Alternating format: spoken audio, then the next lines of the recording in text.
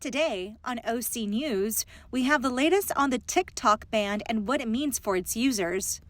And franchise history is being made at the Angels Stadium. Also, Cal State Fullerton's annual Comm Week has arrived. All that and more on OC News. This just in tech news. The first responder on the scene. There's been a lot of collaborative efforts. I feel blessed to be here in Fullerton. Brought to you by the broadcast journalism students at Cal State Fullerton. OC News starts right now. Hello, and welcome to another edition of OC News. I'm Cynthia Saavedra.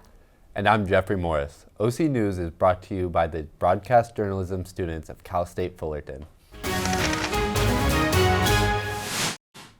We begin with breaking news about the pro-Palestine protests at universities across the United States. The protests were sparked by the Gaza Solidarity encampments at Columbia University and have since spread to a number of schools, including Brown University, UC Berkeley, and here at Southern California's USC. Clashes between student protests and police are happening right now at USC as the protests have set up a solidarity encampment.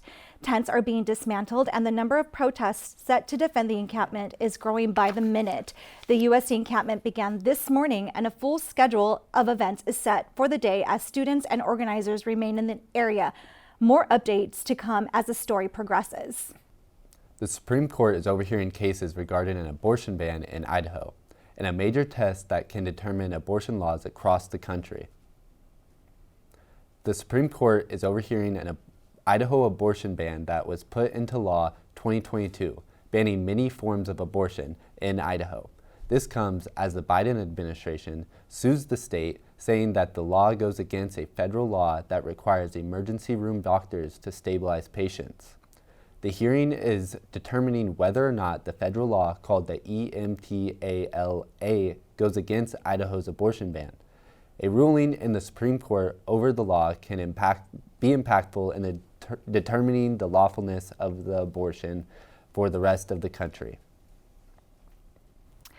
The parent company for TikTok now has to sell the app in order to prevent the app from being banned in the United States.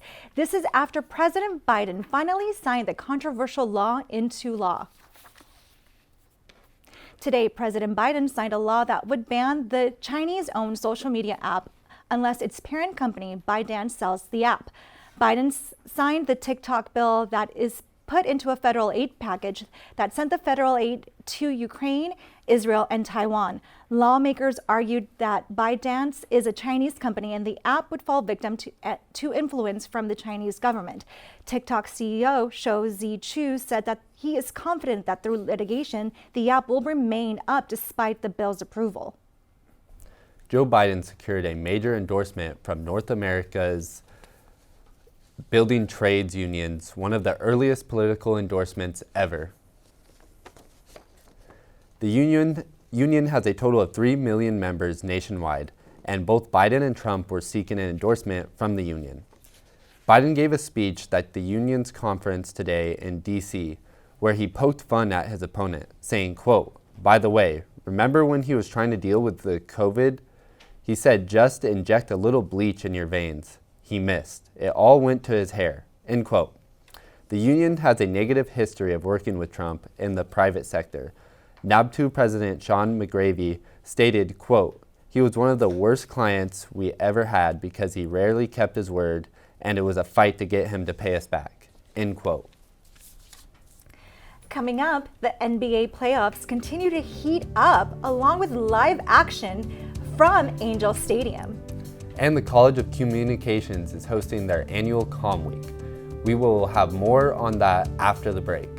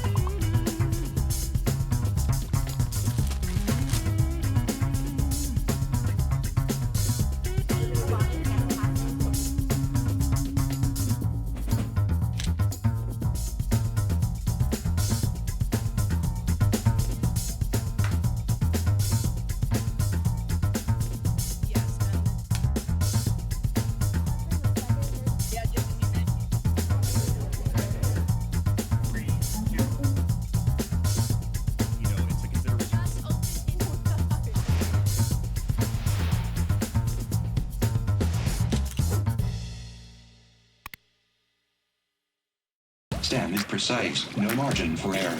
Dare to forget that. Dare to have fun with it. Get weird with it. Dare to send those old STEM theories flying past the neighbor's house into outer space. Dare to program something internet-breaking, record-breaking. Dare to blow their minds. Dare to learn the difference between sedimentary and metamorphic rock. Go find those rocks. Dare to keep daring. Dare to STEM. Check out She Can STEM to get started. Hey world, I have a quick message. It's about safe driving. All right, let's go. Anytime you're driving, have the seatbelt buckled tight. Both hands on the wheel and your phone out of sight. When not in your hand trying to text somebody back. Because if you do, your car might get smacked. The moral of the story, just put your phone down. The people on the road will stay safe and sound. Put your phone down, put your phone down. People on the road will stay safe and sound. Yeah.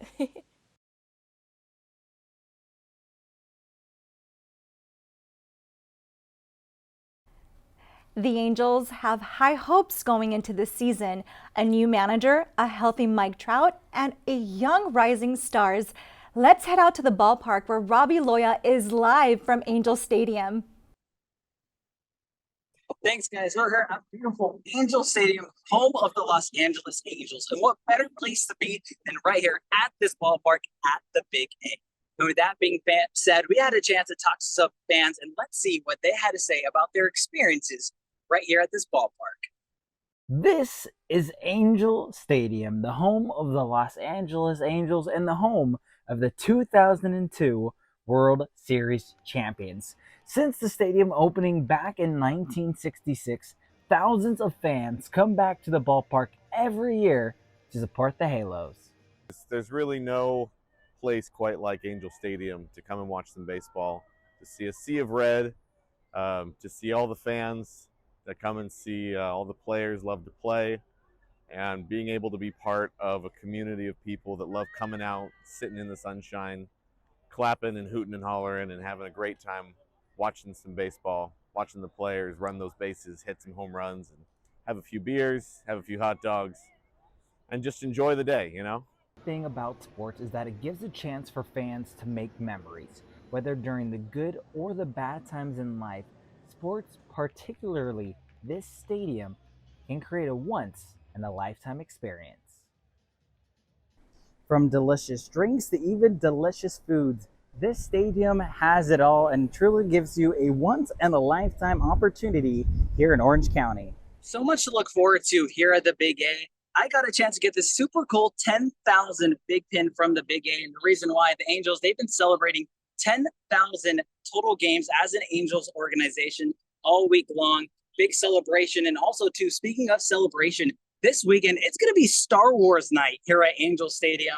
They're going to have a drone show. 800 drones are going to be out for the light show spectacular. And then on Saturday, all fans here get a chance to get their very own Mandalorian rally monkey. Now, I don't know about you guys, but this is certainly going to be one that I'm going to come out for and grab myself a cool Mandalorian rally monkey. So with that being said, a lot of fun. The Halos, they took the loss today in the afternoon game against Baltimore by a final of 6-5. But it's still early on in the season. This is just month number 1. They're going to play all season long through the month of October. So with that, a lot of fun. So get a chance to come out to the ballpark here at Angel Stadium. So that's going to do it here at the Big A. My name is Robbie Loya. OC News. Thanks, Robbie. Hope you enjoyed the game and get that Star Wars emblem. With more on sports, we go to Braulio Cortez. Thank you, Jeffrey. Let's start this sports segment with news that broke out earlier this morning. Reggie Bush, the retired NFL star running back, is getting his 2005 Heisman Trophy back after having to give it up in 2010. The Heisman Trust released a statement saying, quote, "We are thrilled to welcome Reggie Bush back to the Heisman family in recognition of his collegiate accomplishments. We consider the enormous changes in college athletics over the last several years in deciding that now is the right time to reinstate the trophy for Reggie. We are so happy to welcome him back," end quote. The trophy was initially taken from Bush because of major sanctions charged against USC. Bush reacted to the news with an Instagram post of his trophy captioned, "No one can take from you what God has for you." Moving on, we had NBA playoffs action last night as the Los Angeles Clippers faced off against the Dallas Mavericks in round 1 of the Western Conference playoffs. The big news for Game 2, Kawhi Leonard was back in the lineup after missing a month of basketball due to knee soreness. But let's go straight to the fourth quarter where Paul George hit this tough layup in between three players. What a finish by PG-13. Right after that, George hit Zubac with a sweet dime, which left him open for a big flush at the rim. The Clippers would cut the lead to 3, but Luka Doncic and Kyrie Irving were cooking in the fourth quarter. Here, Luka Doncic hits a step-back 3 over Kawhi Leonard. Mark Cuban loved that one. Then Kyrie Irving hits another 3 after a great pass from Luka. But Luka was not finished. As he comes down the court, this 3 over Harden was the dagger. Mavericks win the game 96-93. Now let's talk about the other team in town, the Los Angeles Lakers, who are coming off a demoralizing loss in Game 2 against the Denver Nuggets. Thank you guys so much. That was all from my sports segment. We'll send it back to you guys. Thanks, Braulio. I'm so glad Reggie Bush got his Heisman Trophy back. Coming up after the break, we have the latest in entertainment. And CSUF students celebrate Earth Day on campus. Stay tuned.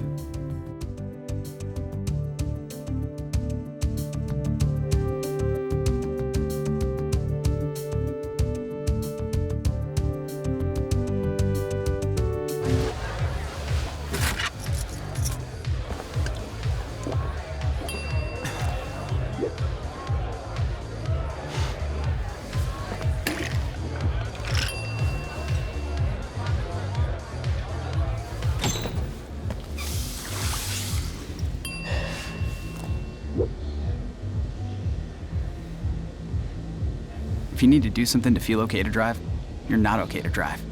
Don't drive buzzed. What does it take to discover the greatness within you? It takes resilience. When I first got to Cal State Fullerton, I felt lost. Then I found my community. It was like a caring family cheering me on. I wasn't sure about being a chemist. My professors showed me I could. People believed in me here, and I learned to believe in myself. Discover the resilience within you at Cal State Fullerton.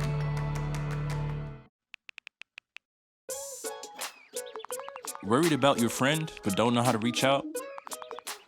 You could say, how are you, or get a fake tattoo. You could ask with an app if it works for you. You could chat with them in VR, it's all good. If you think you should check in, yeah, you should. Whatever gets you talking. Reach out to a friend about their mental health. Whatever gets you talking. Learn how you can help at seizetheawkward.org.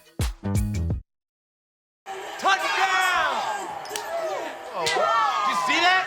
Whoa, we scored? Yeah, we scored going to the playoffs. I can't believe I missed that. Every time I'm buzzed, I spend too much time on my phone. What? I should take your phone away. No. I'll call for a ride. Wait, why does my face look like that? I'm playing with these new face filters. Okay, you know what? Yep, that's mine. I'm gonna need that back. No. Kevin!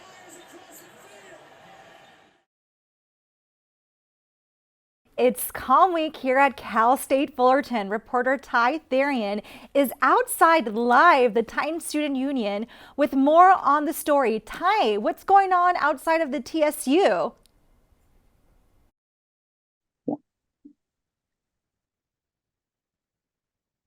Thank you, Cynthia. I'm here live outside of the Titan Student Union, where Calm Week is being held this week. Earlier today, I got the opportunity to talk with some of the Calm Week executives and get their opinions. Let's take a look.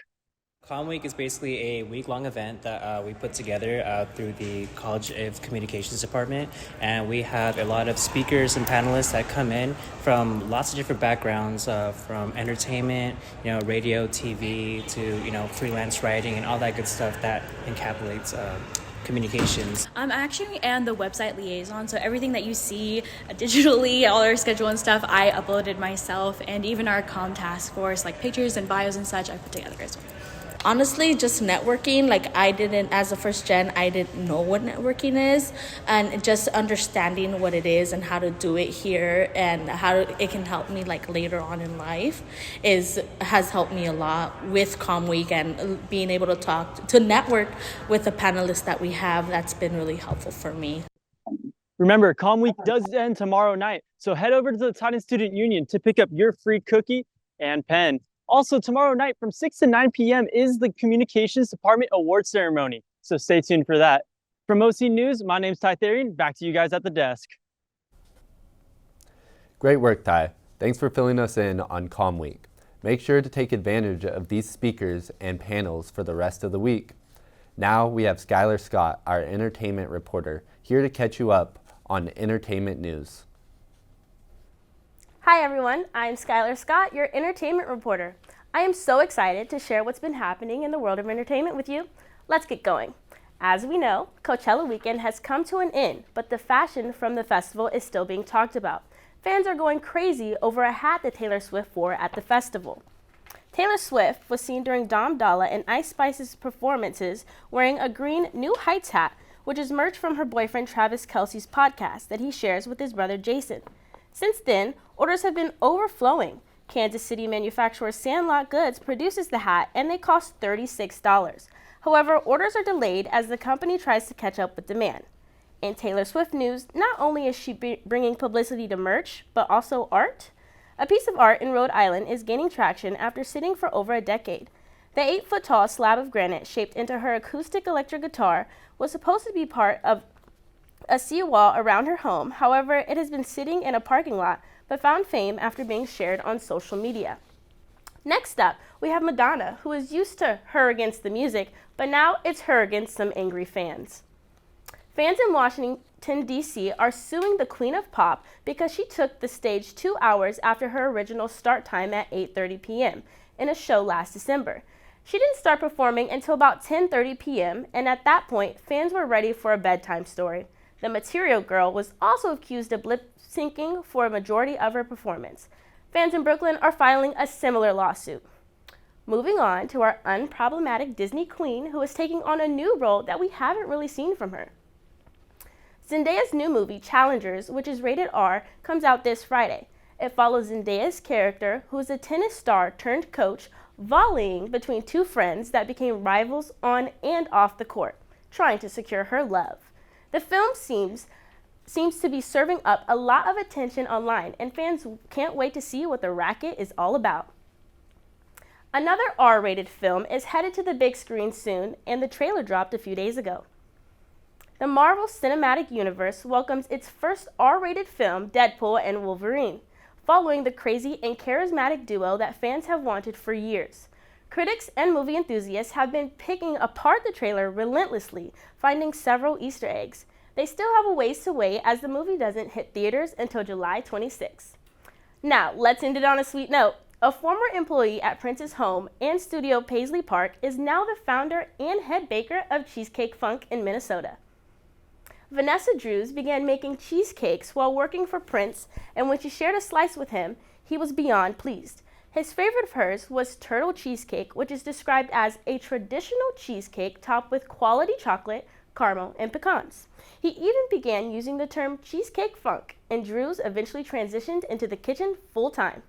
Drews' business officially started in 2019 and is now known nationally. Isn't that just chef's kiss? Looks like I'm going to have to take my little red Corvette and drive up to Minnesota.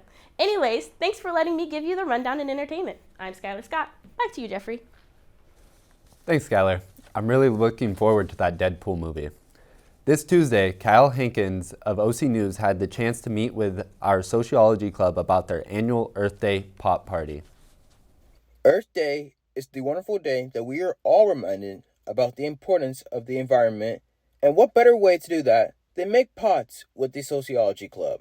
So the type of pots that we bought are terracotta pots. They're kind of just mostly so that we could all just paint on them, and it's easier to take care of the plants on them. So I'm just everyone's able to create their own designs or whatever they like.